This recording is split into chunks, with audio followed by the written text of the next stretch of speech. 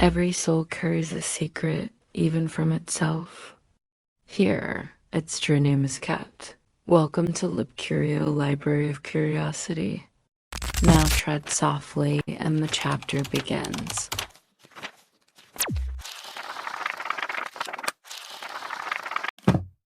The air hums with something that shouldn't exist. The faucet drips out syllables instead of water. Your name hangs above the sink like a moth trapped in amber. A faint ticking pulses beneath your skin, not from a clock, but from a decision you haven't yet made. Somewhere in the room, a chair leans forward without moving.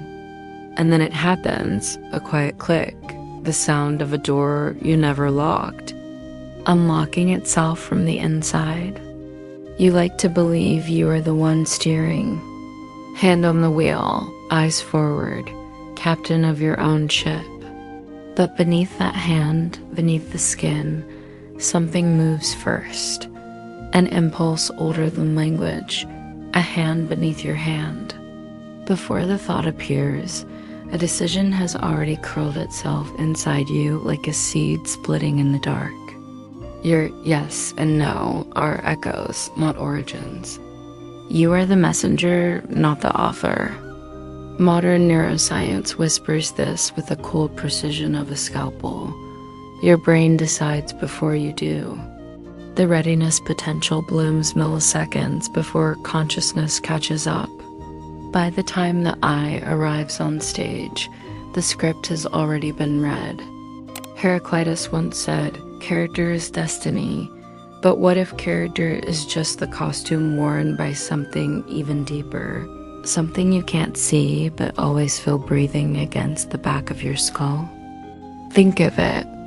Every time you hesitate, every time you think you're choosing, 1,000 invisible hands pull the thread taut.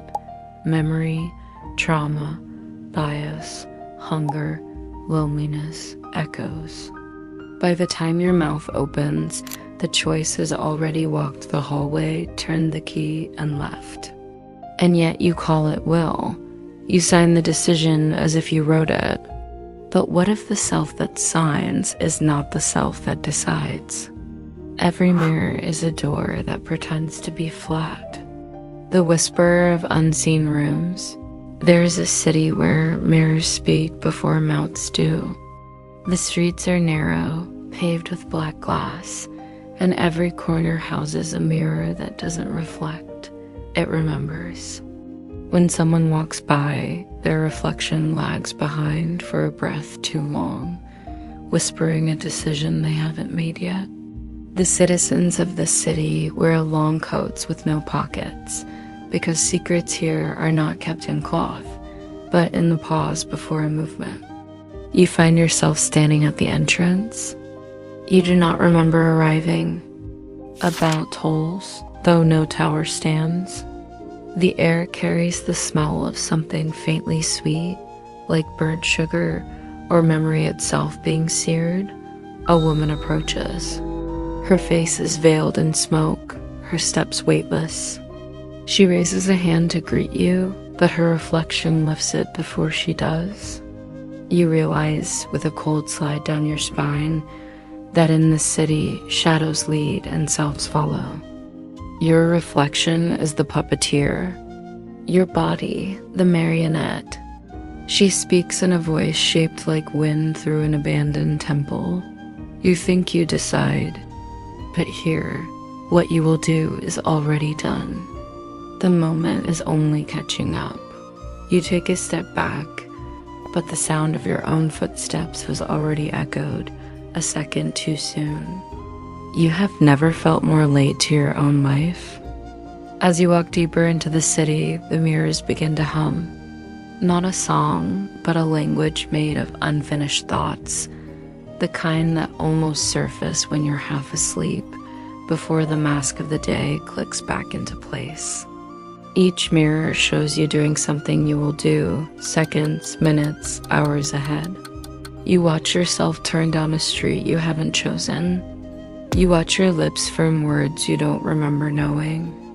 And worst of all, You watch your eyes soften at a stranger's smile you haven't yet met.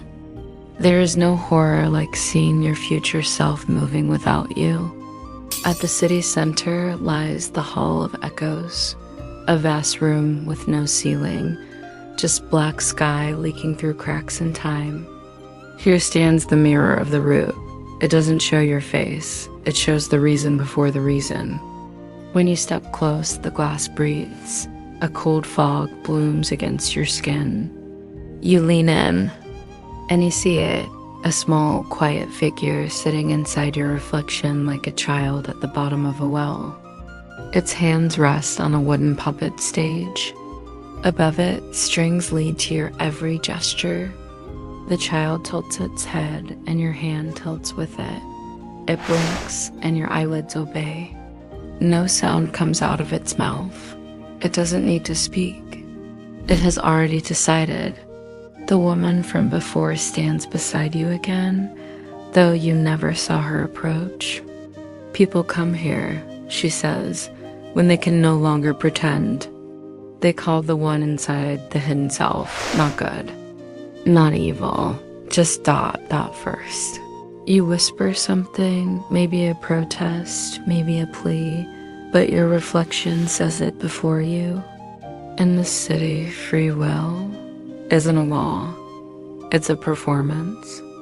You are both the actor and the stage, and yet, as the fog thickens, you begin to notice the smallest, most fragile anomaly. The child inside the mirror flinches just slightly when you hesitate, like a dream startled by its own dreamer. For the first time, you wonder if your choices are scripted by something beneath awareness. Can hesitation rewrite the script? Your reflection offers no answer. It only stares, silent and too knowing. You leave the city, but it doesn't leave you. It drips through the seams of your daily life like a forgotten scent. A message arrives, a simple text. Your phone vibrates. Your breath shifts. Before you even write it, a small tightening curls inside your stomach. A premonition, a decision half-born. You are already leaning toward a reply you haven't typed. The ghost of your response exists before your fingers move. You call it instinct, or preference, or love. But deep down, you remember the child beneath the mirror. You know who moved first. This is how the hidden self reveals itself, not with grand revelations, but in microseconds, a tilt of the eyes, a skipped heartbeat, a step taken before the mind speaks. This is the parable of the mirror city. Its streets are nowhere, and yet you walk them every day. The mind is an empire that crowns itself after the war is already won. The unnamed oracle, the child beneath the mirror, is not a ghost. It is not some supernatural puppeteer pulling your strings from a dark room. It is you, stripped of language, stripped of narrative. It is the part of you that acts before you explain. The Greeks spoke of the daimon, a quiet force beneath the surface of reason. Socrates said his daimon never told him what to do, only what not to. It whispered in silence, guiding the hand before the hand knew it was moving. Lao Tzu called it the Tao, the nameless flow, the current that moves everything without asking permission. Modern neuroscience names it something colder: pre-conscious processing, the readiness potential. A silent surge beneath awareness that decides milliseconds before the conscious mind writes its justification. The philosophers saw a whisper, the mystics felt a river. The neuroscientists measured a wave, but it's all pointing to the same fissure. The self does not begin where you think it does. Imagine it like this. Your conscious mind is the tip of a blade. Beneath it lies the molten metal from which the blade was forged. The strike begins long before the edge meets anything. When you reach for a glass of water, it is not a thought that moves your hand. It is a choreography already set in motion. When you turn toward someone who says your name, it is not a decision. It is gravity wearing the mask of attention. When you lie, it's not because you thought, I will lie now. It's because a part of you, too fast to name, predicted the outcome before truth had a chance to speak. Plato's allegory of the cave can be seen anew here. You are not just the prisoner watching shadows. You are also the shadow casting itself on the wall before you can turn your head. Carl Jung spent his life tracing this abyss. He called it the shadow, not merely the darkness you deny, but the part of you that acts before you know yourself. We fear the shadow because it doesn't ask permission. It writes our signatures on things we didn't mean to sign. Kahneman and Tversky mapped it with sharper tools. System 1 and System 2. System 1, the child in the mirror, fast, emotional, intuitive. System 2, the narrator that arrives late to the scene, slow, rationalizing, desperate to take credit for decisions it did not make. You think your life is built on reasons, but most of it is built on impulses, dressed later in reasons like old clothes on an ancient body. Think of the last time you walked into a room and felt uneasy for no clear cause. Your brain had already detected something. Posture, tone, microexpression, temperature, smell, 1,000 silent signals that you will never consciously name. Your story catches up later. I just had a feeling. But it wasn't just a feeling. It was the hidden self deciding how to keep you alive. The Stoics believed in cultivating awareness so sharp it could see the movement before the movement. Marcus Aurelius wrote, "The soul becomes dyed with the color of its thoughts, but beneath the thought, there's the brushstroke. You can't stop the initial flick of the wrist, but you can see it as it happens." And that is where agency hides, not in controlling the hidden self, but in noticing it. The mirror city isn't a prison. It's a map. Your conscious eye is not the sovereign. It is the witness standing on the shore as the river moves. But if you learn to feel the current, to sense the bend before the turn, you can choose how to ride it. That's what the ancients meant when they spoke of self-mastery. Not domination, but intimacy with the unseen hand. The ticking returns, the one beneath your skin. It doesn't sound mechanical anymore. It sounds like a heartbeat that doesn't entirely belong to you. You close your eyes and try to find the place where a decision begins, but it slips away like smoke through your fingers. Every thought you grab is already a second too late. The hidden self has already spoken. You are merely translating. A small, unbearable grief blooms in the back of your throat because you built your whole life on the belief that you were the author. You wore the mask of captain, pilot, sovereign. And now, in the hush between breaths, you realize you might have always been the echo. You are not steering the ship. The ship is steering itself, and you are standing on the deck, narrating its wake. But within that grief, something quiet stirs. Not hope, not resistance, something stranger, intimacy. Like meeting an estranged twin, the hidden self has always been here. In your stumbles, in your sudden laughter, in your unwanted tears. It has loved before you admitted it. It has feared before you confessed it. It has forgiven people your mind swore you hated. You thought it was a stranger, but it's been your oldest companion, the one who decided to survive before you could speak. Your throat tightens, your palms tremble, not from fear, but from recognition. All your life, you were searching for control. But maybe what you were really searching for was the one who controlled you, and now you've found them. Staring back through the mirror, not as an enemy, but as the part of you that refused to disappear. The door that unlocked itself in the beginning is still open. You stand before it now. Behind you, the mirror city folds in on itself like a dream collapsing into morning.